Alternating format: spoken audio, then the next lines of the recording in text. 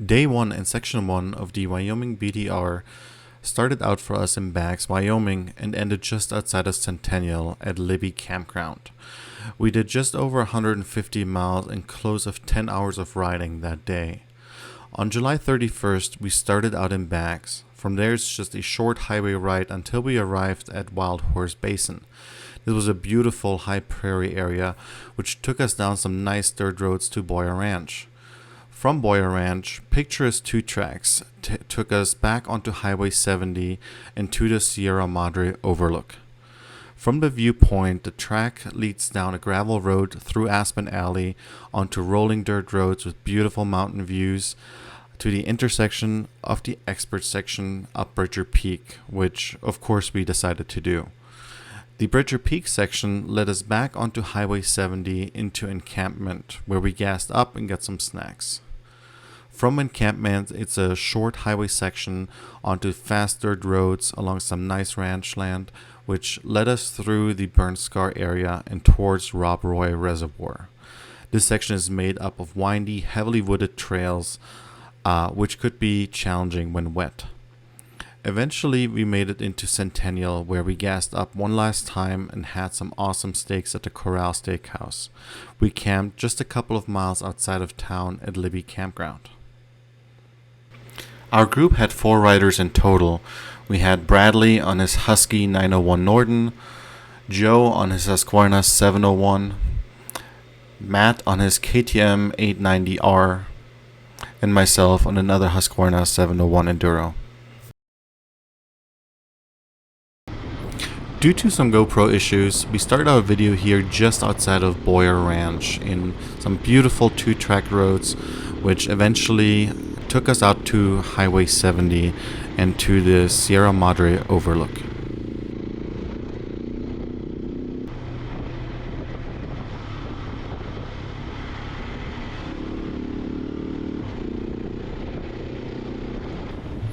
At the Sierra Madre viewpoint, we ran into some bikers on 500 and 350cc dirt bikes, which were in their 70s that were also running the Wyoming BDR. We would run into these guys, which we dubbed the Iowa Boys, many times throughout the rest of the trip.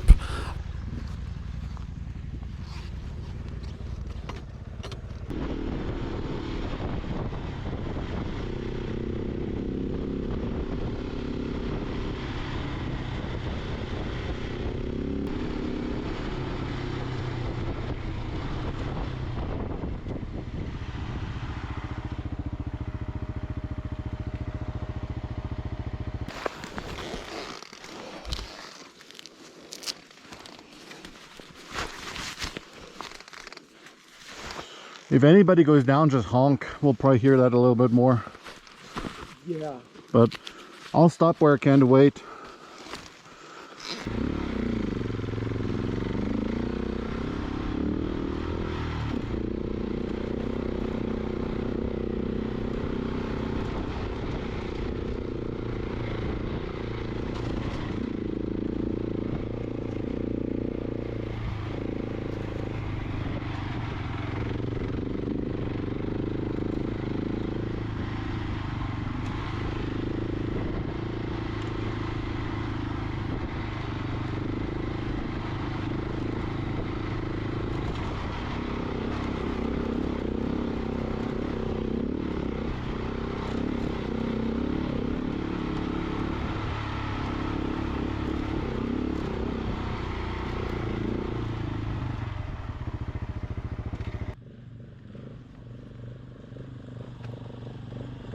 I downshifted, my bike just fucking locked up.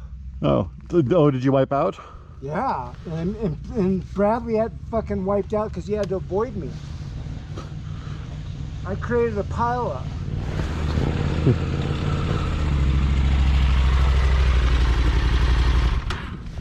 Good? Good. Bradley's coming too. Cool. Good.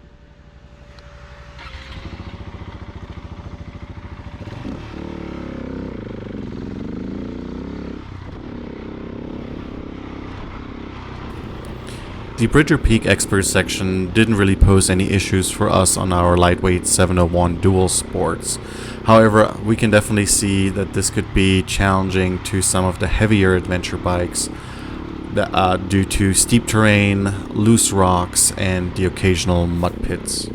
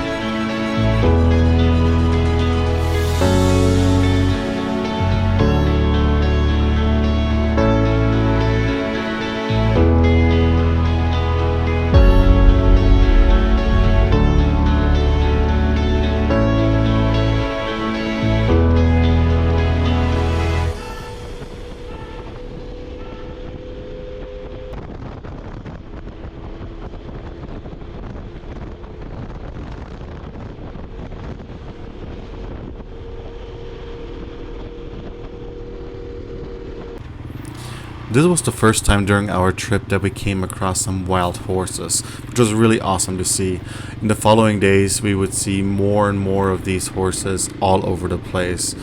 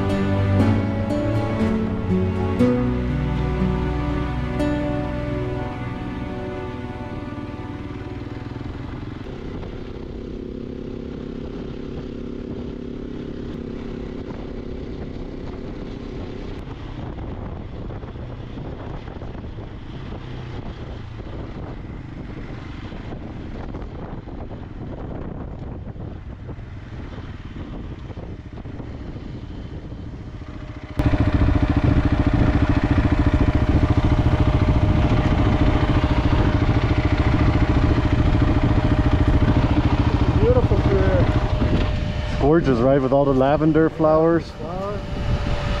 It's the best looking burn scar I've seen. Yeah.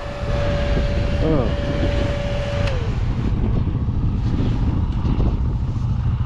just 9,500 feet up here.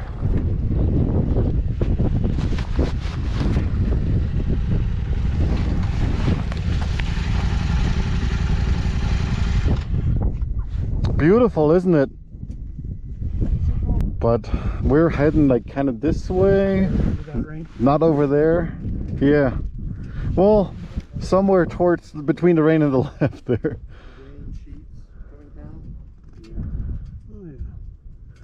So we might get away with it depending how the wind goes. You guys ready? This one's a Jeep, just be careful.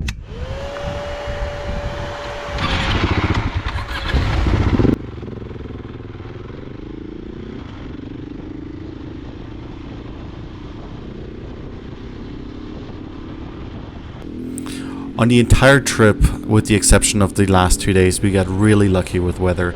Here we can see all the weather in the background and all the wet ground where it just rained minutes before we got in there. Luckily, these gravel roads were super grippy and didn't pose any issues for us even when riding wet, which wouldn't be the case for section 7 and 8 in particular.